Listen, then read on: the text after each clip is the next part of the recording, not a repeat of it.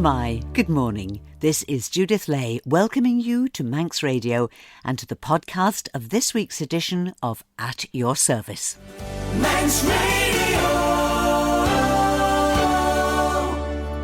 From the pub to the pulpit. That's where we're going this morning. And to help us get there, I have two special guests with a great story to tell. Simon and Tasha Archer join me after this uplifting morning hymn. Christ whose glory fills the skies, Christ the true, the only light. Christ whose glory fills the skies, Christ the true, the only light. Son of righteousness arise, triumph over shades of night. They speak from on high.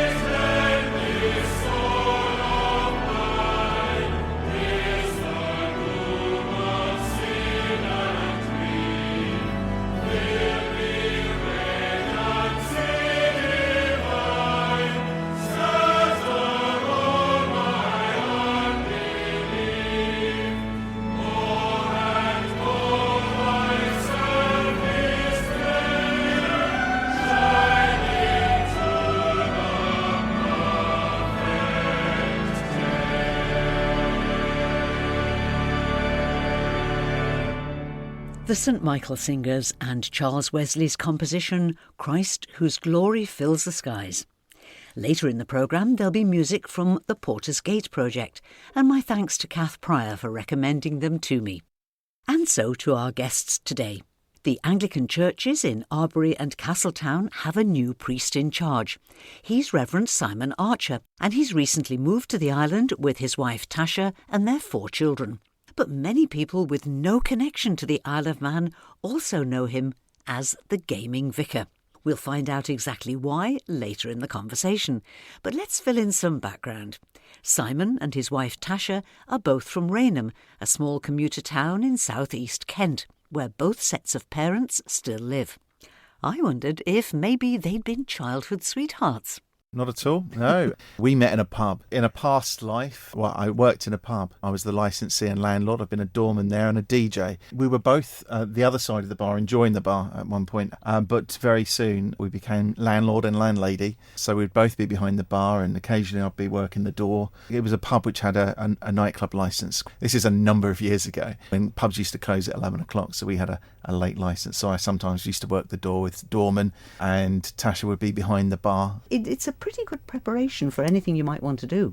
Yes, I think with a pub like ours, which was more like a family and a community, it was pretty rough. But it was that we'd have people who come in the daytime. Older gentlemen regularly, every day at the same time. They'd be there for company. Then you'd have people through the day who've been working, maybe people who were coming in because they were kind of relaxed after they'd had a tough day. It's ministry, really. So you'd look after them. Yes. But you'd also celebrate and have fun. And we had a really mixed crowd in there, didn't we? It really was. All sorts. And so working on the door meant you dealt with confrontation and difficult situations. And diplomacy was very important. So, the leap from landlord and landlady, you could see this question coming, couldn't you? Yes, of course. Into the church. How did that happen? It wasn't a direct leap, shall we say. Well, I would say it's when I became a Christian again. We were in the pub and Tasha was pregnant with our first child and we lost that child. And it was a really difficult time. But it was in that moment that I found I was angry with God, and it was one of those moments you go, I'm angry with God. Oh, hold on. I believe in God. And I had that moment where I had this moment of revelation and also of comfort, and felt calmed, if you like. And I ended up popping to the church. Funny enough, opposite the pub was a church, as it seems to always be the case. And the next day I went over to the church and met with some people in there and just said, would you mind if I just sit here for a bit? And they did, and they didn't harass me or try to talk to me, or they just left me to it. They could clearly see that I needed a bit of time. And it kind of started there, really, wasn't it? That journey back into faith. And then it's many, many years later, after being quite happily in another job and enjoying what I was doing, that someone mentioned to me that perhaps I should become a priest, and that was a bit of a shock. But I'd say that was a good 10 years later, maybe. Had you been brought up in a Christian household? Were you a church-going family? I was a baptised Methodist. My parents took me to Sunday school and they went to church. They kind of dropped away a little bit, but I went to a Church of England school, St Margaret's in Rainham, and it had the church, St Margaret's Church, not quite next door, but very close. And so we had the regular assemblies. And it was always a case of whatever I did to avoid church, somehow I got involved with it. So I'd end up in the choir because they noticed I was quite loud. I mean, surely not, but noticed I had a bit of a voice on me. So I remember one time being asked to perform in a little play at the front of church, and I had nothing to do with the church particularly, apart from being in the school. But again, because I was quite loud, they decided that I'd have the right vocals for it. So, and then into secondary school, I had to pay a penance for skipping a lesson by being forced by my head of year to join the school choir there. So it was a kind of a payoff. It was either detention. Instead of detention, I had to join the choir. And so I just kept getting pulled backwards and forwards to church, whether I kind of liked it or not. And there was always that connection there, always. Tasha, did you have a similar kind of background as a basic Christian upbringing? No, not at all. My parents never attended church unless it was for a family occasion. My grandparents were Christians, and they even ran a Sunday school from their own home when there was no provision for that in their local area. And I think I was influenced by my grandparents more. I had a Bible growing up and I read it myself through my own choice, but I didn't actually attend church regularly when I was young. It was when we got together and started going as a family was when I, was going on regular basis and attending and enjoying it, and that's basically when it started for us. So, coming back to you, Simon, isn't it interesting that somebody said to you, how about being a priest? So yes. Clearly somebody could see something. I think it's often a very common story, actually. We have different gifts, and some have the gift of discernment. And I was doing school assemblies, and I was helping to lead in church and doing the readings and prayers. And the vicar had quite a few churches, so he'd get me to start off the service until he could get there from the other church. And I just loved doing that, and quite happily. We had a nice big house, and I had a nice job, and it was that experience of actually on that day, it was after a service that I'd done a few things in. It was actually 3 people that came up to you one after another, completely separately, and I thought they'd got their heads together about it. But once the third person came up to me and said, I think you should be a vicar. I didn't sleep for about 3 days, and all I kept doing was looking in my Bible and trying to look for something, and then searching the internet for reasons why I couldn't be a vicar. I searched for good reasons why I was too old, too uneducated. Something must give. So, Tasha, when Simon came in and said, 3 people have just suggested that I become a vicar, what did you think? It wasn't that shocking to me, and I think I must have felt something myself along the same sort of... We were in church together, and everyone, we approached him after the service, and I wasn't shocked at all. And we had all 4 children at that point, didn't we? But this is the thing. Everyone says this to me. Tasha said it to me. My mum said it to me. They'll go, oh, I always knew. So why didn't you tell me? But it must have been a lifestyle change for you. Yeah, it was. What it meant was I could do the thing that I loved doing anyway, which was sort of serving the community. As I say, I did some stuff in schools. We had a drop-in for youth, and all the things that I loved doing is actually something that I was going to be able to commit all my time to. But we never lived high-flying lives, did we? We quite liked the simple life, and so we didn't have to cut our cloth too much for that. So where did you study? So I was at Ripon College, Cuddesdon, just outside of Oxford. So it was really exciting and interesting, and a different world for our children as well, running around the grounds of this great big college, because we lived on the college and a flat on actually there. So one of the decisions we had to make was whether or not Simon would be residential Monday to Friday while he was studying and leave the family where they were, or for all of us to pack up and go and live with him on campus, and that's what we decided to do. That's what we did, yeah. So after ordination then, your first parish was? I was at Christ Church in Erith, which is an urban priority area. It's Greater London. So it's a pretty tough area. It wasn't where I expected to go. You get these forms to fill in when you're looking for a curacy, and it says, what sort of areas would you be willing to do your curacy? And obviously it's like, you can be called anywhere, but I just said places I've had experiences, everything except urban areas, because I've never done urban, so not there. And my daughter has arthritis, yes, juvenile idiopathic arthritis, and we said just not in a curacy house with too many stairs. Normal stairs, fine. So what did we do? We end up in an urban priority area in a townhouse. For a moment, I did wonder whether they were trying to get rid of me. It wasn't the case. And as it turned out, it became one of the most amazing experiences I've ever been in this really diverse community and quite a big church. It became more challenging later because my training incumbent left before I was even priested. For good reasons, she became the archdeacon. She's now Bishop of Birkenhead, Julie Connelty. Fantastic, fantastic teacher. And I learnt a lot from her in the time she was there. But it also threw me at the deep end in looking after a church for the next couple of years on my own as the curate. How did you feel, Tasha? You're now the vicar's wife, and the sometimes there can be an expectation that you're the bolt on to the vicar. Oh, lovely, yes. The vicar has a wife. She'll be able to... Exactly. In fact, that was one of the first things I said when it was definite that we were going. I said, I will not bake, I will not join any committees, and I will not flower arrange. And I've done all of them so far except the flower arranging, and even that I dabbled in slightly. I do sometimes feel a little offended if I see people that I've not seen for a really long time and I tell them that I'm a vicar's wife and they find it so hilarious, and I'm quite insulted by that.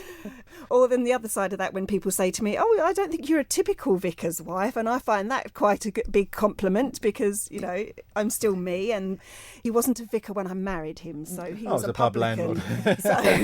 But she's been a huge rock for me and for the family, and the fact that she supported me in my ministry has meant very much I've been very conscious of supporting her in the things that she does as well. It's really important that it's balanced like that because she's just as busy as I am. Christ has no body now but yours, no hands, no feet on earth but yours. Yours are the eyes with which he sees, yours are the feet with which he walks, yours are the hands with which he blesses all the world, yours are the hands.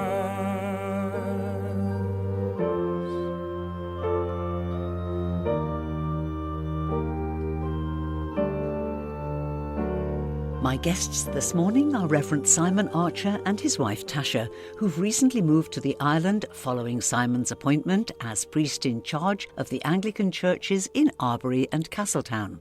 They also have a family of 4. Yeah, 4 children. Ethan is our eldest. He's 20. He's currently at Aberystwyth University studying accountancy, economics and finance. He's got a real maths brain. The next one along is Amy, who's about to turn 17, and she is at the University College and she is studying art. And we then have 2 at Castle Rushen, Grace, who is 14, and Jacob, who's 13. Grace is just starting her GCSE kind of study times, and they're all doing their thing, and they're all quite settled. But yeah, they're a good bunch of kids, really. They're really quite adventurous. So, how do they like having Dad the vicar? They don't mind. It's never really been a problem of it. I'm really, again, very fortunate, very blessed to have children who are supportive of what I do as well. Grace is in the choir at the cathedral now, so she's come from a choir where we were from, and she's now at one of the choristers there, just started about 6 weeks ago. Jacob will come along and help out with a few things at services. Amy's on that moment in teenage years where she's not sure what she wants. She's definitely a Christian, but she's not sure where she wants to be or what she wants to do with that. She's strong about her faith, but she's exploring, which is a great thing to do as a teenager, and she needs to have that freedom to do that. So we don't twist their arms and drag them to church on a Sunday with us. But they get involved, and they get involved in the important things. in my last parish, we had quite a lot of homeless people around, and they'd have made them sandwiches and meals and taken care of people who came to the door and look out for people. And I thought that was far more missional and demonstrating their Christian beliefs more than if I made them come to church. The lifestyle that you've given them, different environments as they've been growing up, is going to produce young people who know that it's okay to explore. They've seen you exploring. Yes, they have. Your yeah, vocation. yeah. They know it's okay to think things through and decide whether it's for them. Simon, you and Tasha, with your family of 4, moving to the Isle of Man must have been really quite an upheaval, leaving behind 2 sets of parents, yours and Tasha's parents, and moving a family over here. So why? We knew that where we were was a fantastic place, fantastic parish, great ministry, growing church, doing really well. But I'm not just a minister to a congregation and a minister to a parish, I'm also a minister to my family. And as well as they were doing, we had a child who was assaulted, we had a child who had been threatened. They all had their challenges living in that area, and they weren't happy. Not miserable, but they weren't happy. And actually I needed my family to be happy. And this place was someone that we absolutely fell in love with ourselves. We knew we needed to give a really positive, safe environment to do the rest of their growing up in, if you like, a safe place for them to come back to. And this island, it's just beautiful, it's safe, the people are an absolute joy. And what a better place for our children to call their home and for us to call our home. And actually my ministry, God calls me to wherever he calls me to, and definitely I feel called to minister to the parishes of Arbory and Castletown, but also to the island, and it's just an amazing place to be doing that ministry. But it also means my family are so happy. Now we feel this is the long term, isn't it? Definitely, yeah. We love this place. It fits everything that we love, the outdoors and being around people and community. But it's also just makes us almost tear up when we look at how beautiful this place is. Even looking out a grey window today, it's just such a stunning, beautiful place to be. Christ has nobody now but yours. No hands, no feet on earth but yours.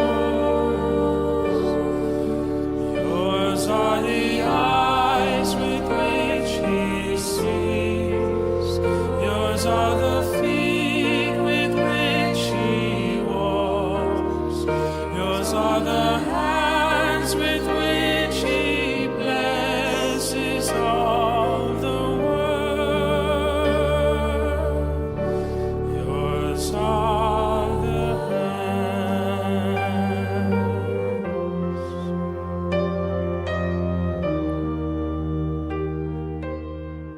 So, how did Rev'd Simon Archer become known as far afield as the United States as the Gaming Vicar? And I should perhaps just add here that we're talking about video gaming. And as with many things, it grew out of the pandemic. We found out that we were going to need to close our church buildings, and I had 3 days to work out how I was going to be able to bring ministry to people. So it wasn't gaming, first of all. It was just working out how to use broadcasting software. I set up a small chapel in my study and being able to live stream services. So that developed a little bit, and we started to do more services online when all the church buildings were closed. And I realised that there's a lot of people out there who play games, chat or play video games, and then talk to a community at the same time as they're playing them. And I'd never really understood it at first, but I kind of got more into it as I understood it was all about the community, not necessarily about the game. I was always interested in the kind of wide breadth of people that were involved in this chat that goes on around it, which happens through usually text. And I'd played some games online with people. I grew up in the 80s, so I'm a bit of a geek when it comes to video games anyway. So I used to play online with a few people and talk to them and chat to people. But yeah, I realised I could do this streaming thing, and maybe there was people I could speak to out there. Because lots of people come into these chat rooms with issues, questions. They want to discuss something quite important, quite serious, or they want to celebrate something. And I just thought, well, actually, I'll try it myself. So I started streaming, had a few people watching, and then it grew a little bit more and then a little bit more. I'll be playing games with people that I knew, and then I'd have these people chatting away and talking to me and asking me questions. I'd have opportunities for people to ask for prayer, and always linked to church, and I'd always wear my collar because people can see you. I was always a priest playing a video game, and it snowballed a bit, really. It was in the local newspaper, and then BBC wanted to write something about it for BBC Click, their digital news stories. So when that article finally came out, and I ended up live on BBC News. Then by the next weekend, I think before my 8 o'clock service, I'd had 17, 18 local radio interviews. And then I thought it was pretty much it, all over with. And before you know it, I had CBS wanting to do a piece, which I remember someone saying, I've just seen you on TV in Miami. It was just really crazy, really strange. But it was all talking about faith. It wasn't me preaching at people. It was me playing games and chatting to people, real life stuff, their hard times to their celebrations, from talking about grief and loss to someone who just got a new job to celebrate it together as a community. And the things that we couldn't really do when COVID was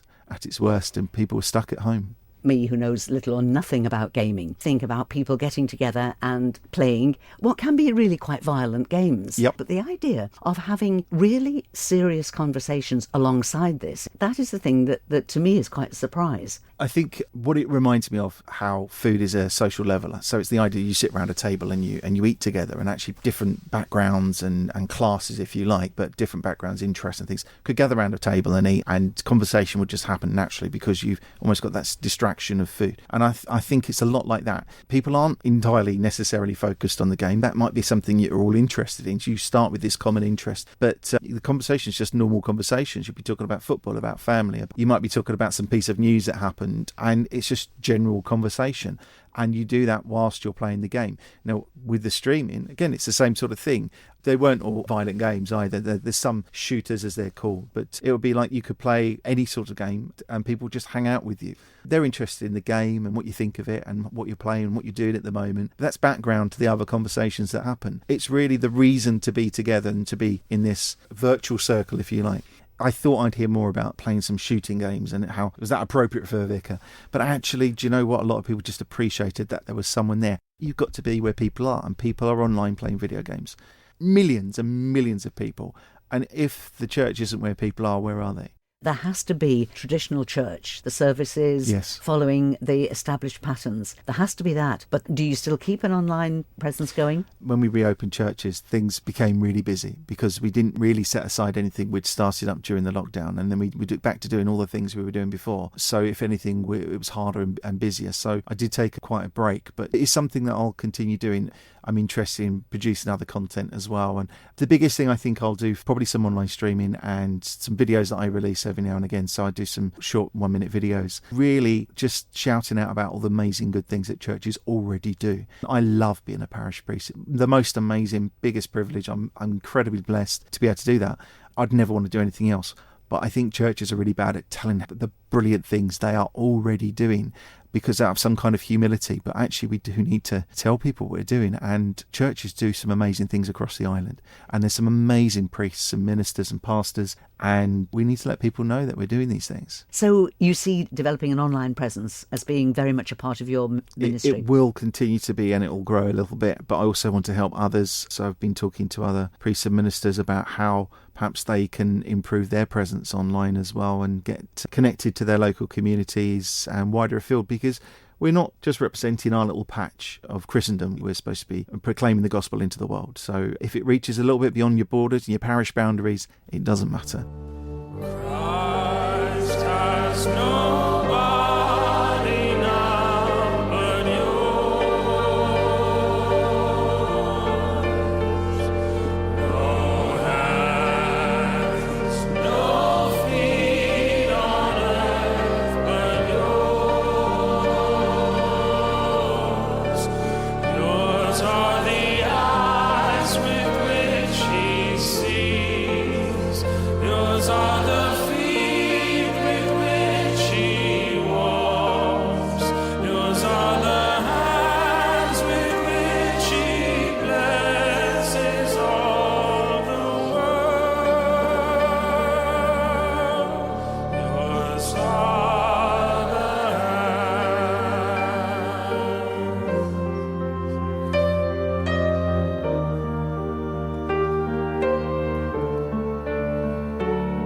Thank you to my guests, Rev'd Simon and Tasha Archer. Simon is the priest in charge of the churches in the Anglican parish of Arbory and Castletown, and Tasha will be joining me on this programme in the new year to talk about her ministry. She already has a particular calling that she's looking forward to developing and sharing here on the island, and we'll be learning more about that in the near future. And the music included in that interview is Christ Has No Body Now But Yours, a setting of the words of St. Teresa of Avila to music by David Ogden, and sung this morning by Josh Garrels and the Porter's Gate Music Project. And we end with another packed notice board. Christmas Customs from the Chollock to the Chapel. That's the title of a talk being given by Yvonne Cresswell this Wednesday afternoon, the 29th, in Selby Methodist Church. Starting at 2 o'clock, admission is just £3, including seasonal refreshments. Selby Methodist Church is at the crossroads in the village, just opposite the Selby Glen Hotel. And it's a busy week for Yvonne because the following night, Thursday the 30th, she'll be in Port St Mary Methodist Church for their Tabor on Thursday themed night. Starting at 7:30, Yvonne Cresswell will be talking about 120 years of Mount Tabor. You're most welcome to contribute your own photos and memorabilia, but these do need to be handed in before Thursday evening. Admission is £7, including bacon baps and tea or coffee. Booking is essential, and you can do it by phoning or texting 483 096, 483 096, or email taboronThursday@gmail.com. Put Christmas on your Christmas tree. That's the invitation to all primary school children, their parents and carers. After school this Friday, you're welcome to pop into St Paul's Church Hall in Ramsey any time between 4 p.m. and 6 p.m. There'll be refreshments and everything you need to make Christmas characters that you can take home and put on your tree. Everyone's welcome, it's all free, and it'll be fun for all ages. It's nearly Christmas at Orrisdale Chapel. That's on the Loop Road just outside Kirkmichael. And they're celebrating with a special night this Friday, December the 1st. It starts at 6:30. Gordon Clegg is the chairman, Eric Kelly the organist, and William Christian will talk about sheep farming at Ellerslie. Admission is free, but donations of food to share would be most welcome. Sandygate Chapel on the Jerby Road invite you to their Christmas Tree Festival. It's this Saturday, the 2nd of December, open from 10 a.m. to 2 p.m. Admission is free, and in addition to the trees, there'll be a tabletop sale, a raffle, Christmas cards to buy, and festive refreshments. Also, next Saturday, the 2nd, there's a Christmas coffee morning with stalls, crafts, cakes and a raffle in the lounge at Colby Methodist Church. It'll be open from 10 a.m. until 12 noon, and there'll be refreshments including croissant and mince pies. Everyone's welcome to come and join in the fun. And speaking of fun, next Saturday, being the first Saturday of the month, means the Glen May Christmas Craft Market will be open from 11 a.m. to 4 p.m. in Glen May Chapel and Community Centre. As usual, there'll be homemade produce and handicrafts, all by local artists. Entry is free, with homemade light lunches, including bacon baps, on sale. And we'll finish with a look ahead to 2 events next Sunday, December the 3rd. Meadowside Choral Society celebrate Advent at the Howe Methodist Chapel. That's next Sunday at 6:30. The service will be followed by refreshments. There's no charge, just a warm welcome for all. Also next Sunday, 3rd of December, at 6:30, there'll be an Advent carol service in Kirkmichael Methodist Church, a sequence of music and readings by candlelight to mark the beginning of the season of Advent. The music will be from the Ballygarry Ladies Ensemble, conducted by Gareth Moore, with soloist Mandy Griffin. And that's all that we have time for now. But I'll be back later in our virtual lounge tonight at 9 with a mix of easy listening music, your requests and your dedications. And I'd love you to join me if you can. So, till whenever we meet again, this is Judith saying thank you for listening, and I wish you and those you love a blessed and peaceful week. And a very good morning.